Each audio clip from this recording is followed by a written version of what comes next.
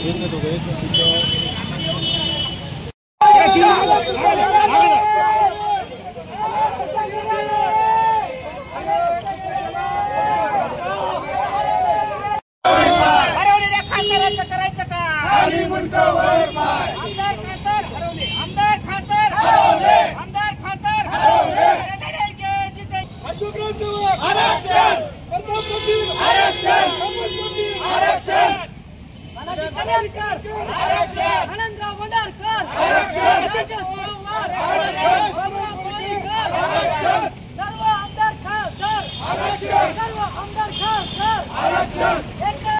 25 ते 30 वर्षापासून मराठा समाज न्यायाची भूमिका या ठिकाणी मागत असताना या ठिकाणी हे सरकार, प्रत्येक सरकार यांनी वेळोवेळी या समाजाला भूलथापा दिलेल्या आहेत।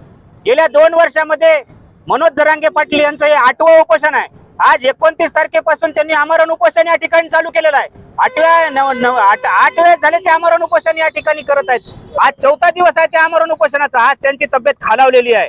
आमचं म्हणणं आहे की जे आमदार खासदार यांनी या निवडणुकीच्या आधी सरकार समाजाला आणि या ठिकाणी आश्वासनं दिली होती की आम्ही संविधानात्मक म्हणजे मराठा समाजाचा ओबीसी समावेश आम्ही करण्यासाठी प्रयत्न करू म्हणून, पण ते आज 4था दिवस होऊन देखील हे आमदार खासदार त्या ठिकाणी कोणत्याही पद्धतीचा प्रश्न या ठिकाणी सरकारच्या समोर मांडत नाहीत किंवा जरांगे पाटलांकडे या ठिकाणी भेटायला जात नाहीत आणि त्या ठिकाणी तब्येतीची विचारपूस करत नाहीत। आणि जे ह्यांनी करायला पाहिजे होतं, आमदार खासदारांनी जे करायचं असते त्याच्यानुसार हे आरक्षण भेटू शकते, ते करण्यासाठी हे सपशेल फेल गेलेले आमदार आहेत आणि हे कुठेही दिसत नाहीत। म्हणून आम्ही आज सकल मराठा समाजाच्या वतीने नांदेड शहरामध्ये या हरवलेल्या आमदारांचे फोटो लावून या ठिकाणी बॅनर लावले आहेत की आमदार हरवलेले आहेत आणि हे जिथं कुठं भेटतील ते आम्हाला या ठिकाणी संपर्क साधावा। यांना लाजा वाटत नाहीत की हे वेळोवेळी आम्हाला आश्वासनं देतात आणि पुन्हा तात्पुरते आम्हाला आमच्याशी गद्दारी करतात। आमचं एवढंच सांगणं आहे, लवकरात लवकर या ठिकाणी मराठा समाजाचा ओबीसी मध्ये समावेश करा,